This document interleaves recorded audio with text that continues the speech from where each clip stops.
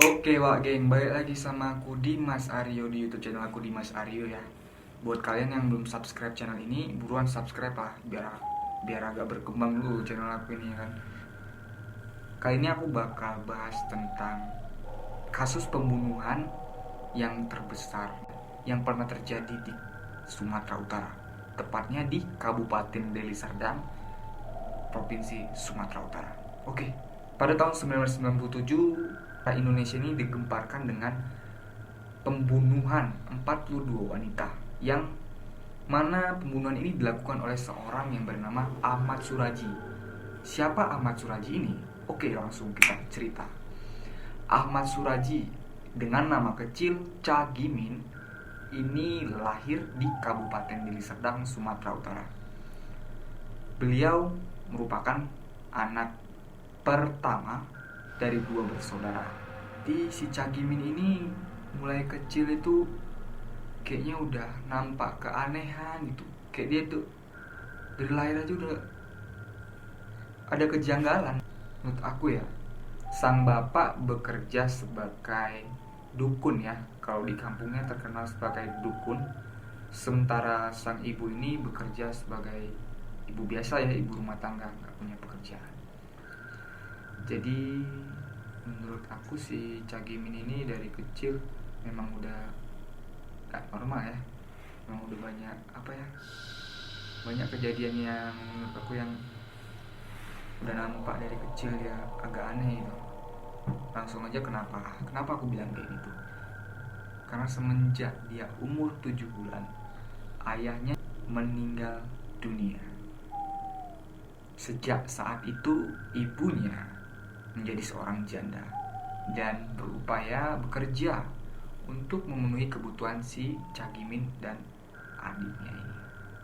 Singkat cerita, setelah ayahnya meninggal, Cagimin tumbuh sebagai seorang anak yang mungkin kurang kasih sayang dari ayah ya, atau juga ibunya juga mungkin terlalu sibuk bekerja sehingga nggak pernah ngurus si Cagimin ini. Jadi si Cagimin ini pernah dalam suatu hari dia tuh bermain, entah saking lasaknya entah pakai mana, dia tuh sampai jatuh ke dalam sumur yang dalam sekali. Kalian bayangkan lah, sumur-sumur di Sumatera itu kayak mana, dalam kali gitu kan, gitu. Apalagi sumur yang di zaman dulu, airnya juga dalam kali. Tapi yang anehnya ini, si Cagimin bisa selamat dari sumur itu. Itu waktu dia masih kecil. Gila. Dan sejak saat itu juga si ibunya itu bilang sama Cagimin, nasibmu bagus sekali nak, kau udah masuk ke sumur tapi masih bisa selamat. Dan ibunya itu bersyukur kan, sampai-sampai ibunya atau mamanya ini ubah nama si Cagimin menjadi si Nasib.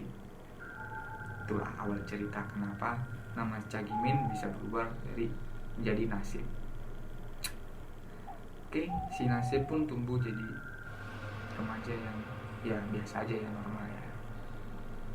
Selain tumbuh sebagai remaja yang normal, di sisi lain dia juga mempelajari kitab-kitab yang ditinggalkan oleh mendiang ayahnya ya, kitab-kitab dukun, adapun itu entah apa surat-surat, pokoknya dia pelajari semua ya, peninggalan ayahnya itu. Sehingga pada suatu hari dia itu berhasil mempraktekkan apa yang ia pelajari ini ya. Ada temannya sakit datang ke rumah dan dia berusaha untuk mengobatinya ya.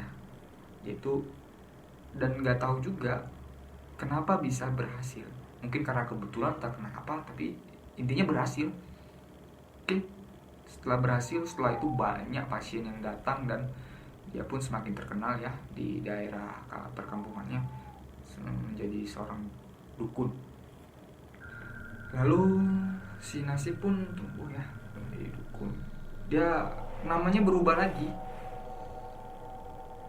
Namanya berubah jadi Nasib Kelewang. Kenapa namanya berubah jadi Nasib Kelewang? Ya gini ceritanya. Kalau di Sumatera Utara itu, apalagi di daerah Deli Serdang mungkin ya, kalau dulu mungkin banyak begal-begal atau apa lah ya kan, Jadi dia tuh kemana-mana itu bawa yang namanya kelewang. Kalau kalian tahu kelewang, kelewang tahu kan? Kelewang ini yang parang panjang, agak bengkok ini. Tuh dia kemana-mana itu jadi bawa kelewang. Mau dia pergi ke pasar, mau dia pergi ke ladang, mau dia pergi ke kemana kayak gitu, dia pasti bawa kelewang. Dan sejak saat itu juga nama dia dipanggil jadi nasib kelewang. Oke. Si nasib kelewang ini gimana ya orangnya? Tumbuh sebagai seorang remaja yang suka mistis. Selain itu dia juga pendiam mungkin, suka mistis.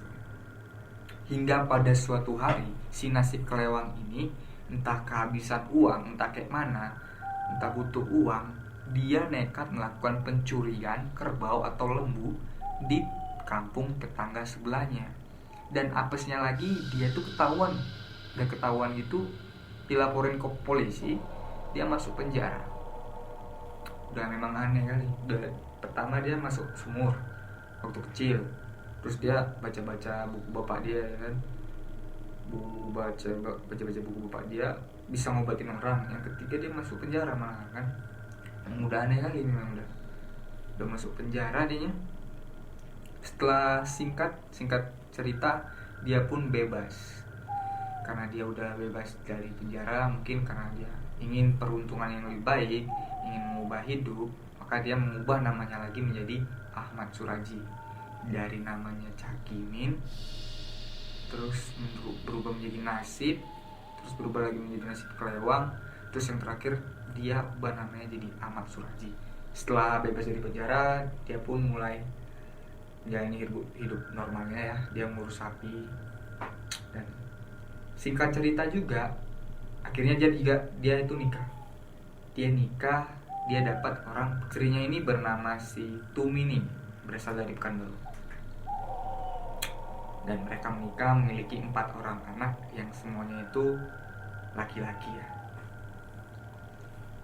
Oke, setelah itu si Ahmad Suraji berulah lagi.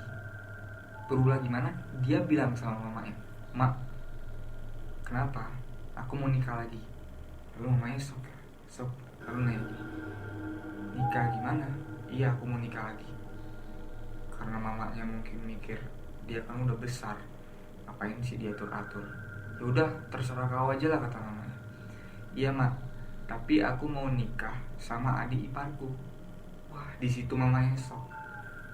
Bukan cuma satu adik iparnya, tapi dua-dua diborong dia mak. Jangan, gawat kali kawannya kan, mantap kali.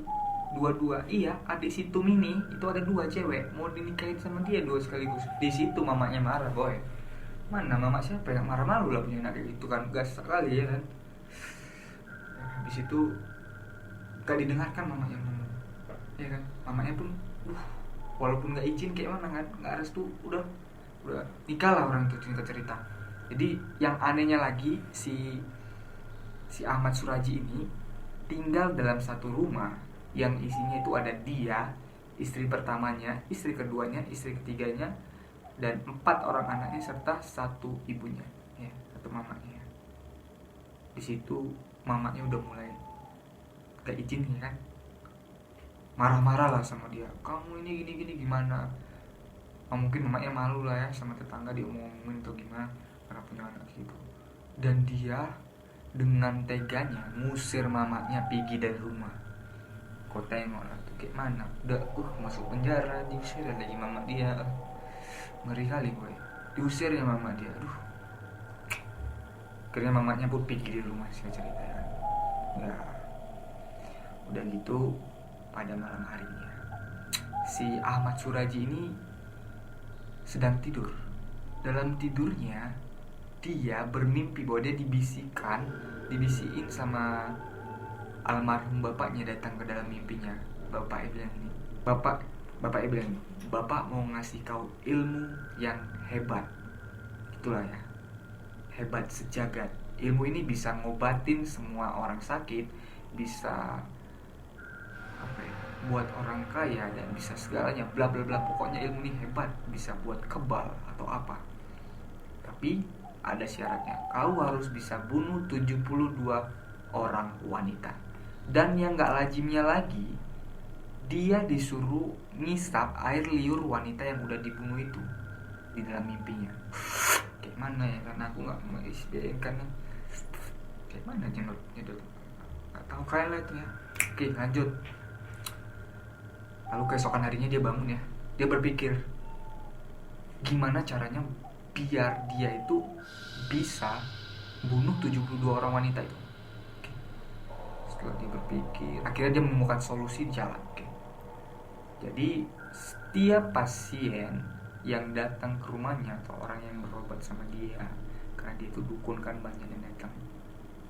Mungkin karena orang ini ada yang pengen cantik, ada yang pengen kaya, atau ada yang pengen suami yang leket aja. Mungkin gara-gara itu terbutakan lah ya kan, mau berobat sama si Ahmad Suraji ini. Si Ahmad Suraji bilang gini sama setiap pasien yang datang ke tempat dia berobat, ntar kalau kamu datangnya itu malam ya, malam nanti kita ketemuan nggak pakai telepon, nggak ketemuan di ujung desa. Setelah ketemuan di ujung desa, nanti wanita ini bakal dibawa ke belakang rumahnya tadi ya, belakang rumahnya. Kebetulan rumahnya itu ya ladang tebu gitu kan. Setelah itu habis dibawa ke rumahnya, ceweknya itu suruh buka baju semuanya, buka baju, buka celana, semua pokoknya sampai telanjang bulat ya. Habis itu dia gali lubang sampai segini korbannya lah kira-kira ya, sisa kepalanya gini. Si korban ini setelah digali suruh masuk, baru sama dia dimasukin lagi tanahnya. Si korban ini ditanam sampai kepalanya kayak gini lah, sekepala kayak gini. Habis kayak gitu ya, si korban ini mau aja karena diiming-iming ini namanya tapa mendem ya, tapa bumi. Kamu harus masuk ke dalam sini biar kamu, ini namanya bertapa, gitulah ceritanya. Habis masuk situ, si korban mau aja, namanya udah terbutakan ya kan, sama keinginan yang halu itu. Masuk si korban, ditimpa pasir, tempat tanah ya, tempat tanah, terus sama dia dicekik sampai gitu, sampai meninggal orangnya, sampai mati. Terus sama dia diisap, pegang kepalanya, diisap ini, diisap air. Kalau diminum, ngeri boy, merinding. Habis itu dirapikan lagi lah kan, dikorek lagi lubangnya, dimasukkan lagi lah jenazahnya ini ke dalam dan dikubur dengan rapi. Kejadian ini terus berlanjut dari tahun 1986 sampai tahun 1997. Oke. Selama 11 tahun kurang lebih ya berlanjut. Itu dia membunuh orang, cara membunuh orang. Hingga pada akhirnya di tahun 1997,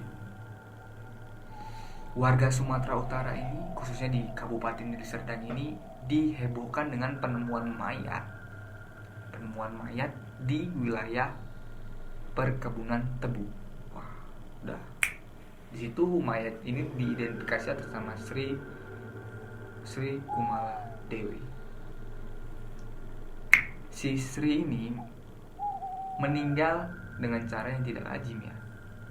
Itu tadi, lehernya itu gitu kayak melet gitu.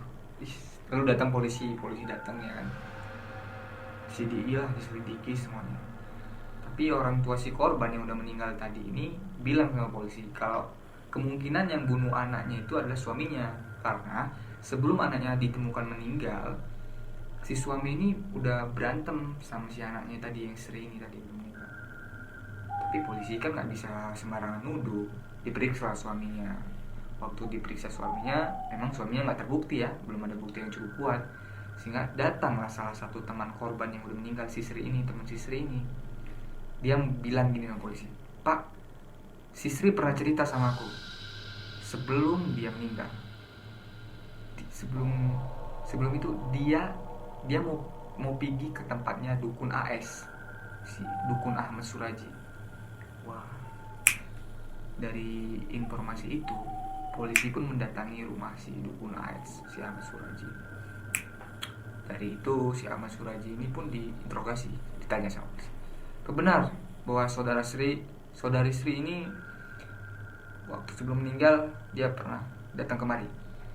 Ya Pak, benar, dia ingin berobat seperti pasien biasa, tapi setelah maghrib, ya sebelum maghrib dia disuruh pulang sama saya Pak, kata si Ahmad Suraji sama polisi. Tapi polisi kan nggak mungkin percaya itu ada sama dia, ya kan? Kayak mana bro? Polisi pun menggeledah semua rumahnya dia, digeledah. Tuh rupanya ketemu baju, perhiasan, semua celana dalam si Sri di situ. Astagfirullahaladzim.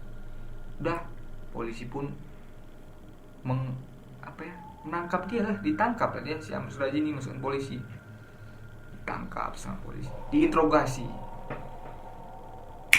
Setelah diinterogasi, si Ahmad Suraji ini pertama nggak ngaku dia, aku nggak bunuh dia, gini nggak mau ngaku. Istrinya juga dipanggil, dibawa ke kantor polisi, tiganya.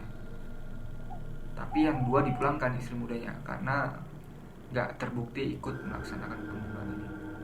Dan aku yang lebih herannya, istri yang pertama itu rupanya ikut melaksanakan pembunuhan ini kan. Ngeri juga orang ini selama 11 tahun. Udah, setelah ditanya-tanya ya kan, udah berapa orang yang kamu bunuh? Kata polisi, si Ahmad Suraji nggak mau ngaku berapa. Ditanya lagi, udah berapa yang kau bunuh katanya. Soalnya di wilayah Kabupaten Deli Serdang ini 11 tahun terakhir ini udah banyak orang-orang yang menghilang secara misterius, dan nggak ditemui titik terang. Bagaimana keadaannya nggak diketemui titik terangnya. Kelanjutannya kasus itu gimana? Setelah diinterogasi sama polisi, baru dia ngaku. Tapi dia ngaku dia cuma bunuh sebanyak 16 orang wanita, nggak 42. Dia ngaku pertama kayak gitu. Polisi nggak percaya karena yang hilang itu ada 42 lebih, 42 ya kan. Ditanya terus, baru akhirnya dia ngaku ya, dia ngaku. Di situ dia, wah, polisi gila bro, selama 11 tahun gak terbongkar kasusnya ini, pembunuhan sebanyak 42 orang wanita ini. Gila memang si Ahmad Suraji. Selanjutnya pada tahun 1998, dan pertama si Ahmad Suraji ini ya, jadi di pengadilan ini dia dijatuhi dakwaan membunuh 42 orang wanita. Oke. Tapi dia nggak mengaku bro di situ. Masuk ke persidangan dia nggak ngaku. Saya nggak ada bunuh. Gitu juga sama istrinya, nggak ada mengaku. Tapi ya tetap aja jatuh hukuman, orang bukti udah ada kok. Masuk ke persidangan kedua. Persidangan kedua dia dijatuhi hukuman mati. Tapi yang kalian pikirkan, pasti yang kalian pikir dia itu bakal shock kan. Dan ternyata dia itu tetap santai bro. Dia senyum gitu dengan muka cool dia ini bro ya. Dengan muka cool dia cuman gini, saya mau minta banding. Lalu dia banding bro. Kalau si istrinya ini dihukum seumur hidup. Lalu dia banding ke Kejaksaan Tinggi menolak. Masuk lagi banding ke Mahkamah Agung. Kasasinya ditolak. Dia kirim lagi surat, ditolak lagi. Ya, akhirnya dia pun pasrah, mungkin ya, udah nggak bisa lagi untuk meringankan hukuman dia. Sampai tahun 2003 itu di rumah tahanan ya, menjelang masa eksekusi matinya atau hukuman matinya itu, dia ditempatkan di rumah tahanan. Di dalam rumah tahanan itu dia santai aja bro. Dia kayak dia itu kerjanya di situ, kerjaan ngurusin kolam ikan di dalam penjara gitu. Dan istrinya udah di penjara. Oke, sampai tahun 2008 tibalah saat dimana hukuman mati jatuh kepada si Ahmad Suraji. Di situ dia sebagai seorang manusia biasa ya, dia shock, dia kaget ya kan, bahwa dia bakal dihukum mati. Tapi gimana lagi? Tapi dia kan udah keji ya, udah bunuh 42 orang wanita, gila gue. Sebelum dia dieksekusi mati, dia cuma minta satu permintaan terakhir, dia mau berkumpul sama istri yang pertamanya yang masih di penjara itu. Lalu dikabulkan lah ya sama polisi. Dia bertemu, bermesraan mungkin ya sama istrinya yang terakhir kalinya. Dan 12 pucuk senjata api diarahkan ke jantungnya. Di antara 12 pucuk senjata api itu ada 3 yang berisi peluru. Dan tepat jam 10 malam ditembak tadinya mengarah ke jantungnya. Dan berakhirlah riwayat hidup atau kisah hidup dari seorang Ahmad Suraji, pria yang melakukan pembunuhan 42 wanita di Kabupaten Deli Serdang di Provinsi Sumatera Utara. Oke, kan gila kan. Mungkin sampai sini pembahasan tentang Ahmad Suraji ya. Mohon maaf kalau aku berceritanya agak kurang bagus ya, karena aku masih pemula. Oke.